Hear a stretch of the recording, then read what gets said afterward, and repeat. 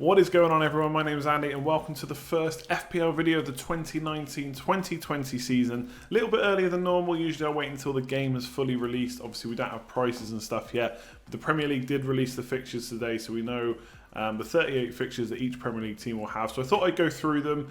I'm not going to go through each team. I'm not going to go through every fixture because we would be here all day and all night.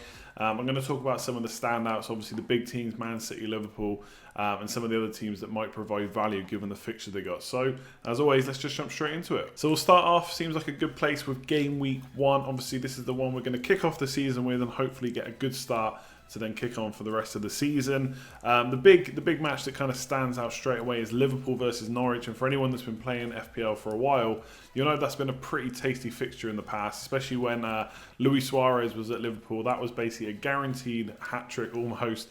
You definitely captained him in that match. So Liverpool versus Norwich looks really big. Interestingly, Mane and Salah are both going to be at the African Cup of Nations. So depending on how far they get, obviously they could play quite a bit over the summer and might need to be rested at the start. And you'd think that's a fixture that Liverpool can win without either one of them or without even both of them potentially. So obviously we'll have to keep track of that over the summer. There's a long way to go till Friday 9th of August. That looks like a pretty tasty fixture. And you know, if Salah and Mane are both playing, I think everyone's going to be looking to captain one of those game week 1. There is Spurs versus Aston Villa. Spurs getting a nice home fixture to start off and obviously playing a promoted club. In Villa, you'd expect Spurs to win. The only thing with them is, as we'll come on to in a minute, is once their game week fixture 1 has gone, or once their first game week fixture is gone, they get pretty tough. So I don't know if I'd want the likes of Harry Kane in my team, for example, for the kind of opening game weeks apart from game week 1. So Liverpool definitely the standout. Obviously other big teams, Man City with West Ham away, could be a decent enough fixture. And then Bournemouth with Sheffield United at home. So Bournemouth looking like an outside choice there, maybe for captaincy. But I mean, we're all going to be looking at Liverpool, I think. And we're going to talk about Liverpool and Man City a bit more in a sec. And then the kind of the biggest game, I suppose, is probably Man United versus Chelsea. Obviously there's lots of stuff going on at the moment, whether Sarri is going to stay or go. Chelsea have just lost Hazard. How are they going to replace him? Obviously, they've got Pulisic. Are they going to make any more signings? Man United have signed Daniel James. Looks like an interesting prospect, but I mean, it's not probably a world beater just yet. So how many more transfers are Man United going to make over the summer? So obviously, there's lots to think about, but Man United-Chelsea looks like a juicy fixture, but probably not from an FPL point of view.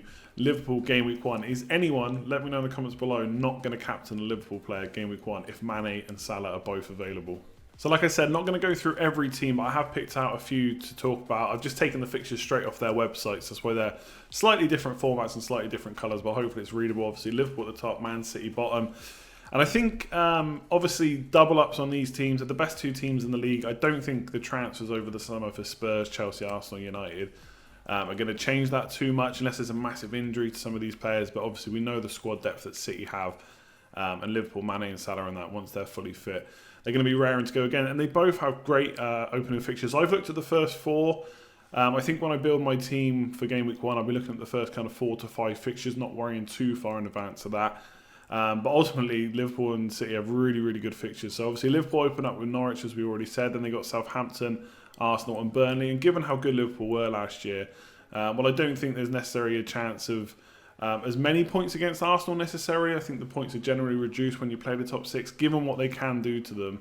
Obviously, you're not going to worry about holding their players throughout those first 4. So, Liverpool, Man City triple up would look good. I do think prices is going to obviously massively dictate that, and it could be, you know, you'd expect Mane to go up probably 10.5, maybe 11. Sterling might get another 0.5 increase. Aguero is going to get an increase, I would say.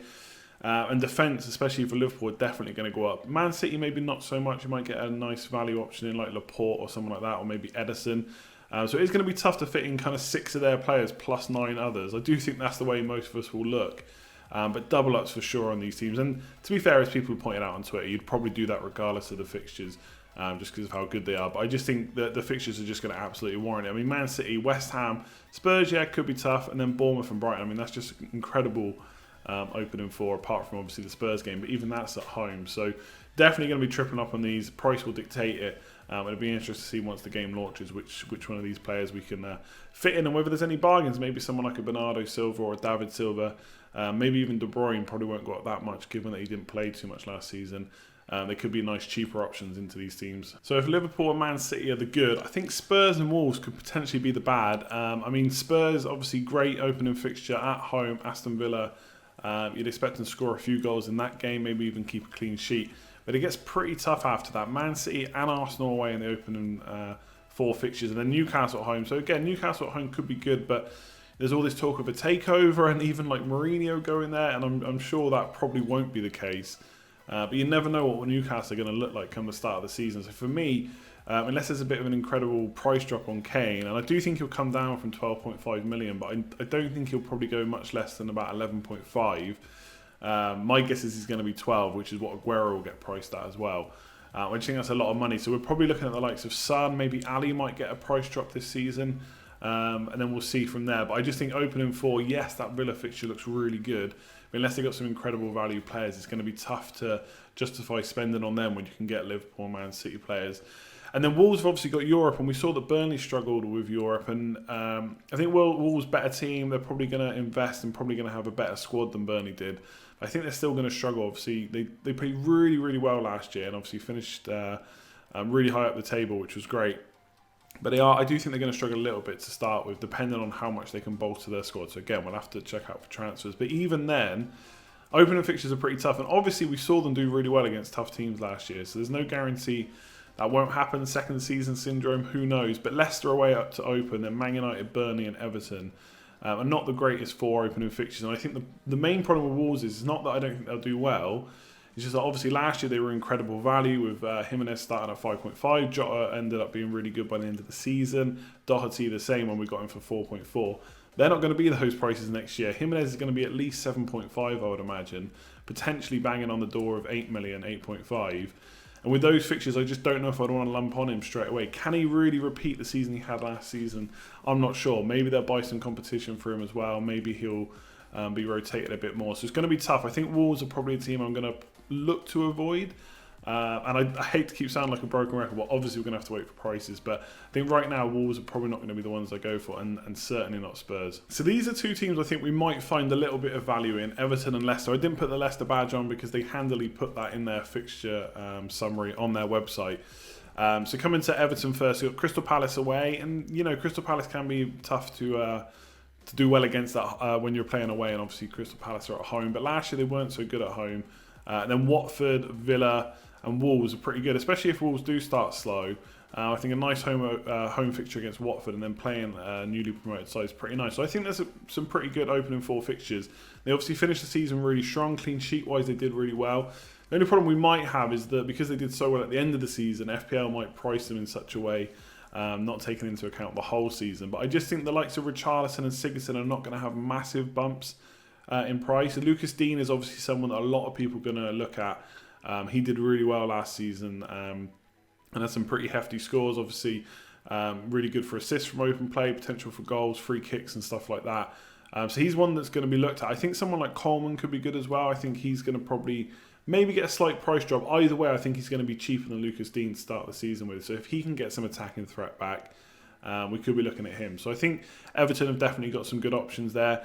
And then Leicester again, obviously Vardy will probably be similarly priced, I would say, and he's usually pretty good anytime he plays, basically. So we could be looking at him as like a mid-priced striker option. Obviously going slightly towards the kind of 10 million side. He'll probably be about 9.5. But he's usually pretty reliable. And apart from Chelsea, again, pretty nice opening fixture against Wolves, then Sheffield United and Bournemouth to play. Both sides that I would expect goals in. So Leicester looking good. Again, Maddison will probably not get that much of a price rise, and I think he looks pretty good. We'll have to see what's going to go on their defence. There's a chance that Maguire leaves. There's lots of talk about Lewis Dunk coming over from Brighton, so again, we'll see what happens there. Maybe a little bit of goal threat, but sometimes in the wrong net, which is a bit of a problem. But I think Everton and Leicester definitely 2 sides we're going to look at for value. Obviously, the one everyone wants, like I've already said, is Luka Dean. Probably going to be quite expensive. I'd say he's probably going to go up to about 5.5, probably not 6, I think, just because it's Everton, but you never know. But I just think with his attacking potential and with the fixtures they're opening up with, he definitely could be a good buy. So West Ham and Bournemouth, 2 last teams we'll talk about. Both could offer some value. I think West Ham, yes, you've got to remember what happened last season. They were quite inconsistent. Obviously, Felipe Anderson just fell off a cliff in terms of point scoring. He was almost essential over Christmas and then just really went off the radar. Arnautovic quite similar, maybe didn't score as highly as Anderson at first, but did well over periods, and then just again with all the injuries and the talk of going to China and stuff, it just never really happened for him again towards the end of the season. So I don't expect those two to get massive price rises, which I think is good.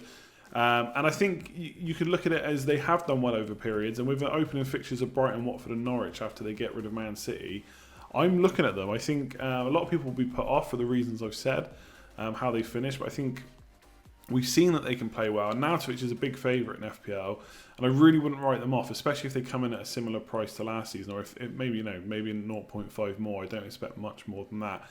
So West Ham definitely could provide some value, and you'd hope they can get a few more clean sheets. They've got a really good goalkeeper in Fabianski. You just hope the clean sheets might come with those fixtures as well. So you could get a nice defender at a cheap price for West Ham. And then Bournemouth, now Man City and Leicester not fantastic, obviously Man City in particular, but they open up against Sheffield United and Villa. So two promoted teams. So everyone's going to be looking at them, especially with a home game to start. Only concern with them, again, we'll have to wait until it comes out, is the prices. Wilson, you'd expect, will get a pretty big price rise. I reckon 7.58 million potentially, just given how well he did last year when he played. The likes of Fraser and Brooks and stuff like that, they're all probably going to go up in price. So we'll have to see how much value they offer. Just because a player goes up in price doesn't mean that they're not worth it.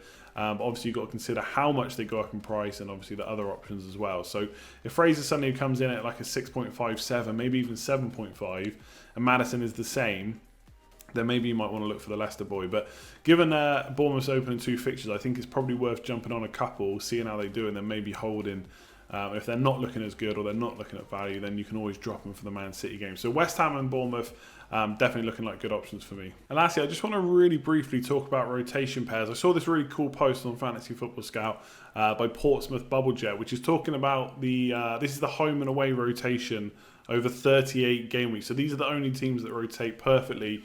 So you can have a home player every single game, which should be with a decent enough fixture. So obviously lots of them are going to be expensive. You're not going to buy the Man City and Man United keepers, probably not Arsenal or Spurs, and obviously you don't need them all for all 38 game weeks. So we might look at rotation pairs a bit more as the season progresses, or as we get closer to game week 1. Look at maybe the first 10 home and away, maybe the first 19 or something like that. Because obviously we've got wildcards to use in the first half of the game week. But Wolves West Ham I think could be quite decent. If Patricio and Fabianski don't go up too much in price, that could look pretty decent. Southampton and Bournemouth again, and Norwich and Palace if you really want to go cheap. So for me, I think I'll probably go 4.5 million keeper and just set and forget, or 4.5 million rotation. I know a lot of people don't like rotation, but I still quite like going for it. And obviously after the kind of first 4 or 5 games, if you then end up wildcarding anyway, you can just go back to having a set and forget and just forget the rotation. So if that's something you're into, definitely take a look at that post on Fantasy Football Scout. It's really good. I will leave that video there. Thanks very much, as always, for watching. Make sure to drop a like on the video. The first video of the 2019-2020 season is definitely worth a like. And obviously, if you are new around here, there's going to be lots of content for pre-season. Got loads of videos planned. There'll be streams too. And then throughout the course of the season, I'll have content as well, every game week, as I've done for the last couple of seasons. So make sure to subscribe and hit that bell so you're notified when everything goes live. Otherwise, yeah, leave a comment below. Let me know what you think. Are you happy the season's back? Are you just waiting until much closer to the game launch in game week 1 before you get too involved? Or are you analysing the fixtures as they go? Still got a few improvements to make to the channel, intros and stuff like that, graphics and whatnot. So if anyone has those skills, make sure to get in touch, leave a comment below or DM me on Twitter. Otherwise, I'll leave it there. I've got a couple more videos coming up before the game launches, and obviously once it's launched, we'll go into full-on content creation mode. But until then, I'll catch you next time. Like, comment, share, subscribe, all of that good stuff. Cheers.